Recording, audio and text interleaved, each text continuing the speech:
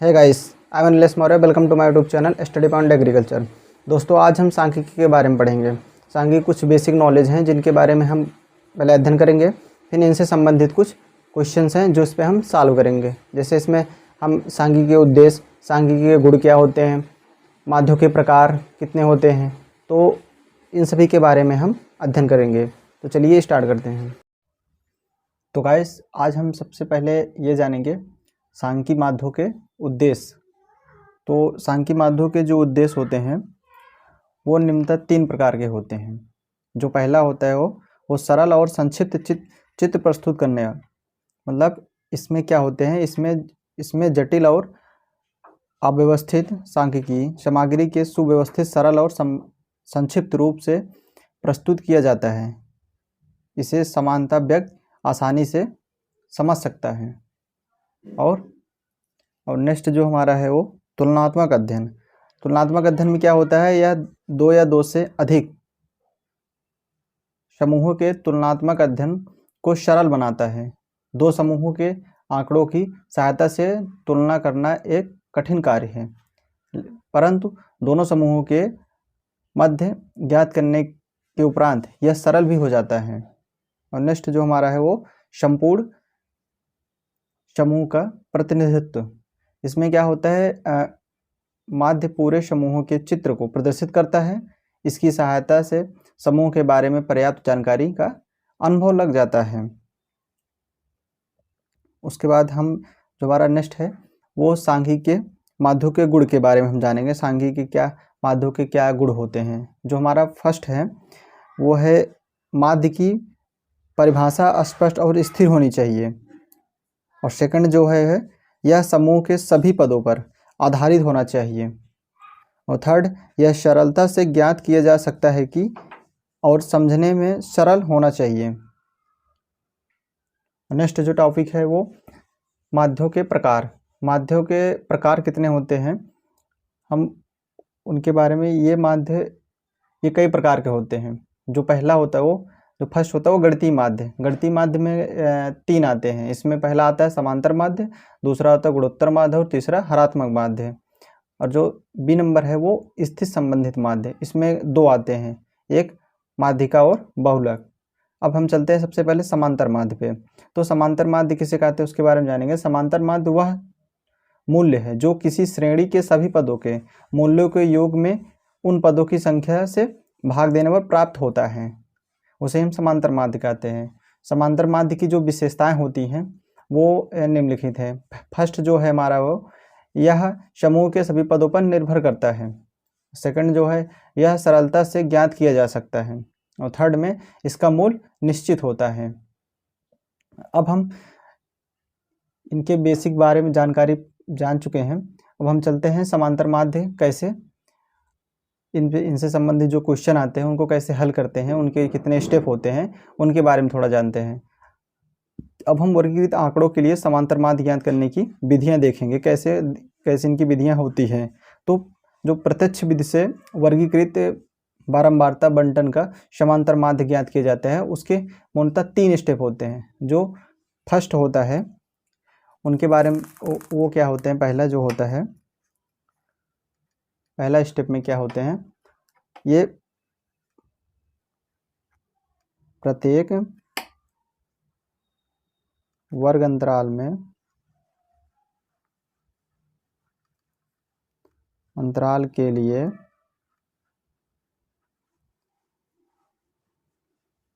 वर्ग चिन्ह x ज्ञात करते हैं।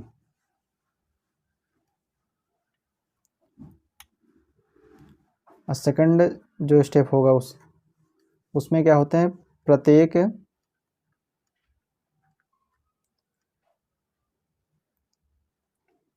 के लिए, प्रत्येक i के लिए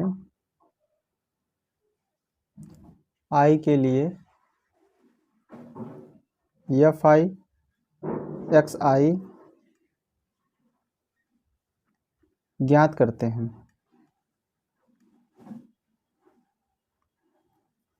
और थर्ड स्टेप में क्या होते हैं, इनके सूत्र लिखे जाते हैं। सूत्र जो होता है इनका, समांतर माध्य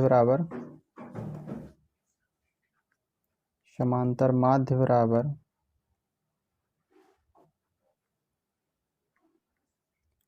sigma F bar x bar sigma F I का प्रयोग करके समांतर माध्य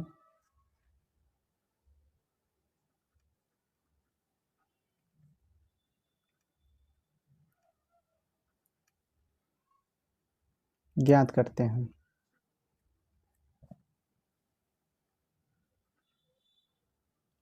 अब हम चलते हैं इनके कुछ क्वेश्चंस हैं जिनके बारे में हम देखेंगे और समझेंगे कि कैसे हम समांतर माध्य को निकालते हैं। तो गाइस हमारा ये क्वेश्चन है, निम्नलिखित बारंबारता बंटन का समांतर माध्य ज्ञात कीजिए। तो हमारे पास ये वर्ग अंतराल दिया गया है और बारंबारता दिया गया है। अब हमें इसके मध्य बिंदु को निकालना है। तो मध्य बिंदु को निकालने के लिए एक फार्मूला होता है, जो होता है x बराबर निम्न सीमा प्लस उच्च सीमा बटे 2। ये हमारा होता है मध्य बिंदु निकालने का फार्मूला। तो हमारा उच्च सीमा कौन सा होता है, उच्च सीमा हमारा ये होता है, सॉरी निम्न सीमा हमारा ये होता है और उच्च सीमा हमारा ये होता है। हम इन दोनों को जोड़कर इनसे डिवाइड 2 कर देंगे तो हमारा मध्य बिंदु निकल जाएगा। तो हम मध्य बिंदु पहले निकालते हैं। मध्य बिंदु जो हमारा होगा, जिसे हम x से डिनोट करते हैं, मध्य बिंदु इसके और इसके बीच के हम जब मध्य बिंदु निकालेंगे तो वो होगा 5, क्योंकि इसमें 0 प्लस अगर 10/2 करेंगे तो ये हो जाएगा 10/2, काटेंगे तो इसका 5 आएगा मध्य बिंदु। तो हमने 5 लिख लिया। इसी प्रकार सारे को करने सभी के मध्य बिंदु निकाल लेने हैं। तो हम लिखते हैं डायरेक्ट 15, 25, 35,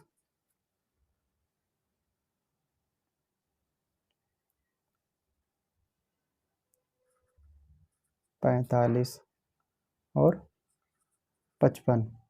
तो इसमें एक चीज़ आप देख रहे होंगे, मध्य बिंदु निकालने में हमें इन दोनों के बीच की जो वर्ग अंतराल दिया गया इसमें 10 के डिस्टेंस है, मतलब 10 के अंतराल हैं। तो हम इधर भी 10-10 के अंतराल करके हम लिख सकते हैं। जैसे 5 में 10 का अंतराल किए 15 हुए, 15 में 10 अंतराल हुए 25 हुए, 25 में 10 हुए। तो इस प्रकार हम इसमें 10-10 का डिस्टेंस देते हुए लिख भी सकते हैं मध्य बिंदु इसी भी प्रकार। और हम इस प्रकार से भी निकाल सकते हैं। जिसको ना समझ में आए वो इस प्रकार से निकाल लें, और जिनको समझ में आ जाते हैं वो 10-10 के अंतराल देते हुए लिखते हुए चले जाएंगे।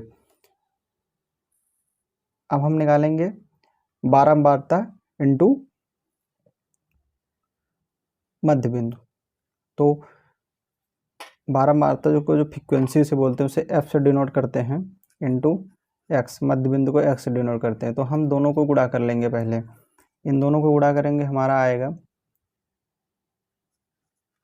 50, इसका करेंगे 180, इसका करेंगे 425 सॉरी,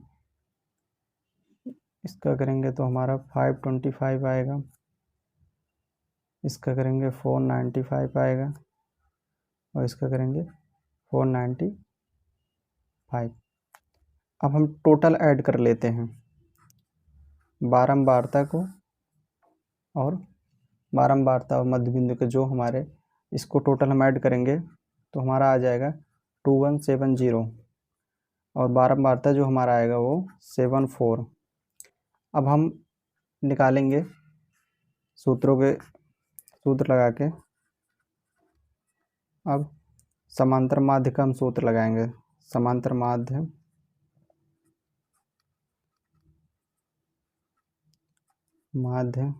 एक्स बार बराबर सिग्मा एफ एक्स बटे सिग्मा एफ। तो हमारा सिग्मा एफ एक्स कौन सा है? सिग्मा एफ एक्स इसे है, ये हमारा है सिग्मा एफ एक्स और ये है सिग्मा एफ। तो सिग्मा एफ एक्स हमारा जो है उसको लिखते हैं 2107 अपान सिग्मा एफ जो हमारा वो 74। इसे हम कट करेंगे तो हमारा आ जाएगा 2932। ये ही इसका आंसर होगा। एकदम बहुत सिंपल है, सबसे सिंपल ट्रिक से है। अब हम चलते अपने नेक्स्ट क्वेश्चन पे, देखते हैं। ये हमारा नेक्स्ट क्वेश्चन है। तो इसमें क्या दिया है? यदि आंकड़ों का समांतर माध्य 26 है तो P का मान ज्ञात कीजिए। तो ऐसे क्वेश्चन देख के हमें घबराना नहीं चाहिए, बहुत ही सिंपल तरीके से ये भी हल हो जाएगा। इसमें क्या हुआ, समांतर माध्य हमें दे चुका है, हमें इसमें पूछ रहा है कि P का मान हमें निकालना है। तो हम P का मान निकालने के लिए हम समांतर माध्य के सिंपल तरीके से हल करेंगे इसे। तो हम सबसे पहले हम इसमें मध्य बिंदु निकाल लेते हैं। इसका मध्य बिंदु क्या होगा? मध्य बिंदु ज्ञात कर लेते हैं।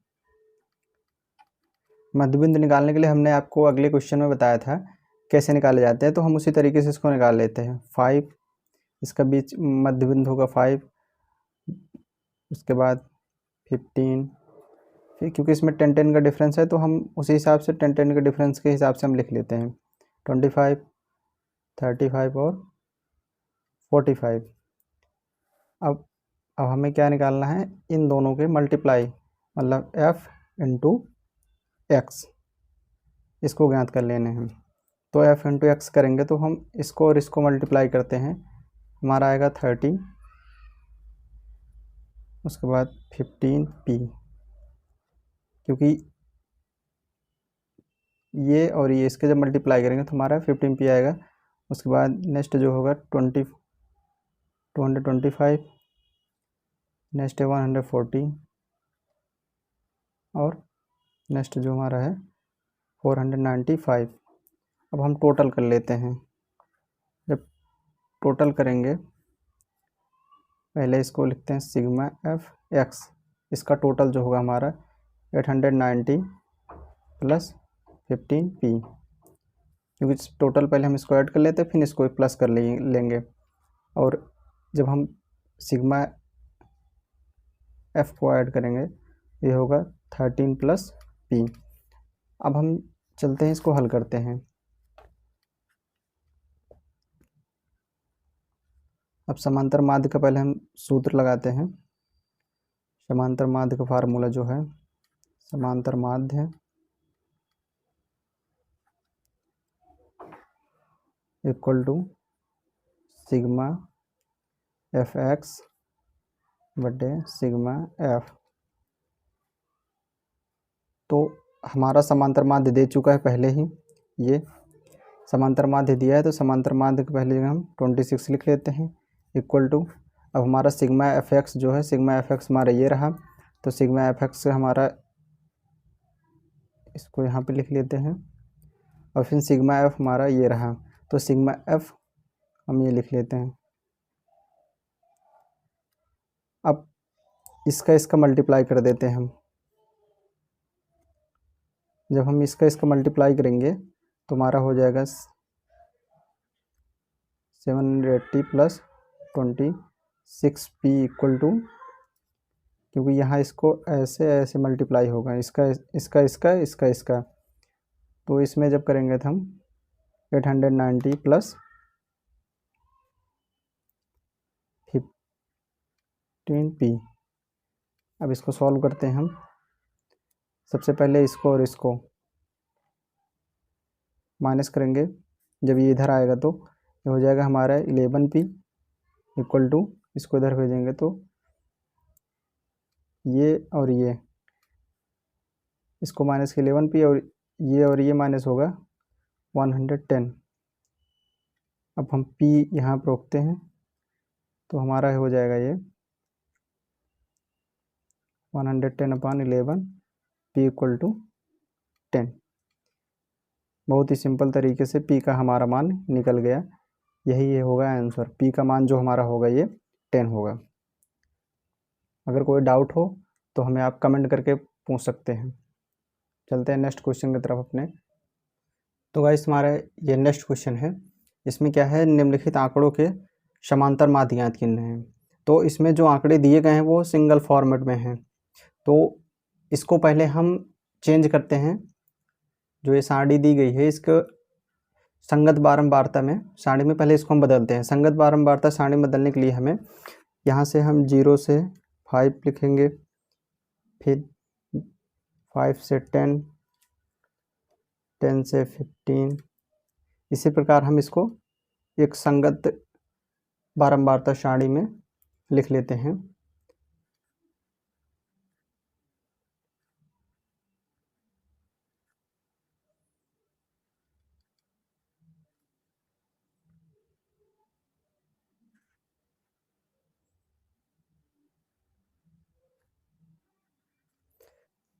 तो हम इस आंकड़े को संगत बारंबारता सारणी में इसको हमने लिख लिया है।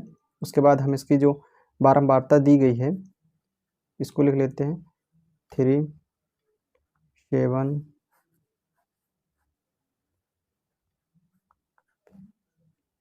24, 16, 8, 5 और 2। ये हमारा हो गया। अब बहुत ही सिंपल है। अब हम इसके मध्य बिंदु निकाल लेते हैं। मध्य बिंदु निकालने में अब सरलता हो गई हमारे। इसका जब मध्य बिंदु निकालेंगे हमारा होगा 2.5, इसका होगा 7.5, 12.5, 22.5, 27.5, 32.5 और 37.5। ये हमारा मध्य बिंदु निकल गया।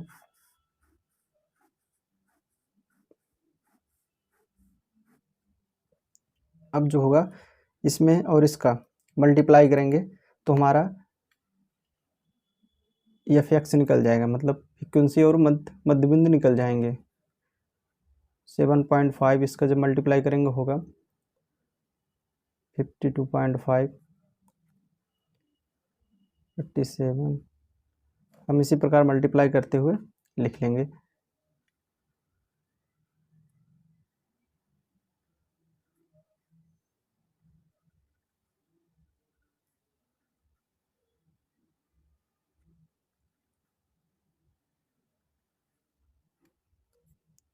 ये हमारे सारे आंकड़े निकल गए। अब हम सेम उसी प्रकार करेंगे। सिग्मा एफ एक्स लिखेंगे, इसमें जो होगा ऐड करेंगे इसको। जब हम टोटल इन सभी को आंकड़ों को हम ऐड करके जितना आएगा उसको लिखेंगे पहले, फिर हम आएंगे अपने बारंबारता पे। सिग्मा एफ एक्स जो हमारा होगा वो लिख लेते हैं। अब हम इसमें समांतर माध्य का सूत्र लगा देते हैं। समांतर माध्य का जो फार्मूला होता है वो एक्स बार बराबर सिग्मा एफ एक्स बटे सिग्मा एफ। अब सिग्मा एफ एक्स हमारा ये रहा, सिग्मा एफ ये रहा। हर समय ध्यान दें जो सिग्मा एफ एक्स होगा वो टोटल आंकड़े होंगे और जो सिग्मा एफ होगा वो फ्रीक्वेंसी होगी। जो बारंबारता उसका होगा वही सिग्मा एफ होता है। तो हम सिग्मा एफ एक्स लिख लेते हैं 485 क्योंकि ये 0.0 है तो इसका कोई मतलब नहीं, इसलिए हमने इतने लिखे। और ये 80, इसको जब हम डिवाइड करेंगे तो हमारा 18.5625 यही हमारा हो जाएगा आंसर। बहुत ही सिंपल तरीके से जब हमें ऐसे समांतर माध्य दिए जाए, ऐसे आंकड़े दिए जाते हैं तो समांतर माध्य अगर ज्ञात करने रहते हैं हमें तो सबसे पहले हम इसको संगत बारंबारता सारणी में बदल लेंगे। उसके बाद तब हम इसका समांतर माध्य अच्छे तरीके से निकाल लेंगे। ये हुआ हमारा प्रत्यक्ष विधि से समांतर माध्य निकालने की तरीके। अब हम अगले वीडियो में देखेंगे कल्पित माध्य द्वारा हम कैसे समांतर माध्य को निकालते हैं। तो अगर वीडियो अच्छी लगी तो दोस्तों लाइक, और अगर ना समझ में आए तो कमेंट करके आप हमसे दोबारा पूछ सकते हैं, और वीडियो को शेयर करना ना भूलें। धन्यवाद।